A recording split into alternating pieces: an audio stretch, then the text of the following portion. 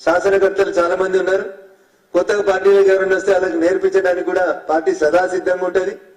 Bharatiya Janata party కార్యకర్తలకి నాయకులకి మీరు కొత్తగా సిద్ధాంతం నేర్పించాల్సింది ఏం లేదు.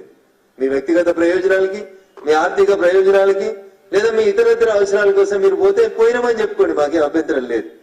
అదేం భారత రాజ్యాంగం నిషేధించలేదు ఒక పార్టీకి వెళ్ళి ఇంకో పార్టీకి పోవడానికి. కానీ పోతున్న సందర్భంగా మీరు మాట్లాడుతున్నటువంటి మాటలే మాకు ఇబ్బంది అనిపిస్తాయి.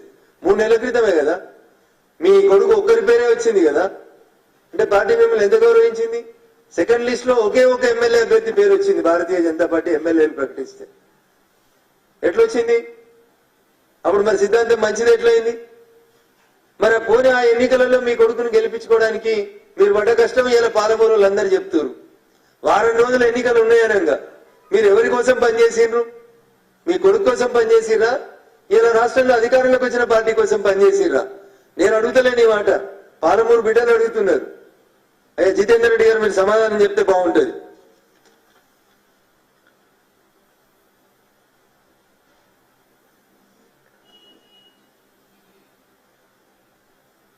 సర్వే నెంబర్ 403 ఈ రాష్ట్రంలో ఒక సంచలనం. షేక్పేట ఎట్లా బ్లాస్టింగ్స్ అవుతున్నాయి, ఏ స్థాయిలో బ్లాస్టింగ్ అవుతున్నాయి, ఎకలాజికల్ ఇంబ్యాలెన్స్ ఎంత జరుగుతుంది, భూమికి భూమి ఎట్లొచ్చింది, దాని వెనకాల ఎన్ని వందల కోట్ల రూపాయలు ఎవరెవరికి చేతులు మారినాయి, దీని మీద పూర్తి స్థాయి లోపల విచారణ జరపాలని చెప్పి మేము కోరుతా ఉన్నాం. ఎవరు కోరినా కోరకున్నా రఘునందన్ రావుగా ఒక వకీలుగా 100% నేను ఇందాక చెప్పినటువంటి సర్వే నెంబర్ 343, సర్వే నెంబర్ 403లో జరుగుతున్నటువంటి ఈ కన్స్ట్రక్షన్ కంపెనీల భూభాగోతాన్ని, వీళ్ళు చేస్తున్నటువంటి అడ్డగోలు దందాలని అటు ఈడీ దృష్టికి ఇటు ఐటీ దృష్టికి రాతపూర్వకంగా కంప్లైంట్ చేయబోతా ఉన్నాం. 2-3 రోజుల్లో ఈ కన్స్ట్రక్షన్ కంపెనీల వ్యవహారాలు, 343 సర్వే నెంబర్ల అక్రమ కట్టడాలు, ప్రభుత్వ భూముల ఆక్రమణలు, సర్వే నెంబర్ 403 షేక్పేట్ లోపల జరుగుతున్నటువంటి అడ్డగోలు కన్స్ట్రక్షన్స్, వీటన్నింటి మీద ఈ కన్స్ట్రక్షన్ కంపెనీల వ్యవహారాల మీద ఒక రాతపూర్వకమైనటువంటి కంప్లైంట్ ని అటు ఈడీ ముందు ఇటు ఐటీ ముందు ఉంచబోతా ఉన్నాం. నేను మళ్ళీ చెప్తా ఉన్నా, మీ స్వార్థం కోసం, మీ అవసరాల కోసం, మీ పోటీల కోసం, మీ పదవుల కోసం మీరు పార్టీ మారితే మాకు ఇబ్బంది లేదు.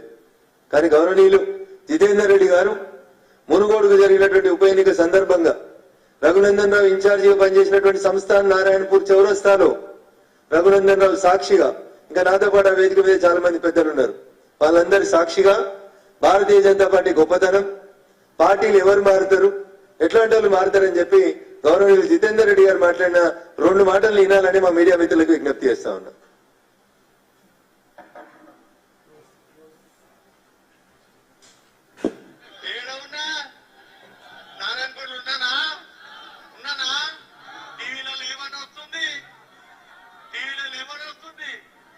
ప్రగతి భవన్ ఉన్నానట.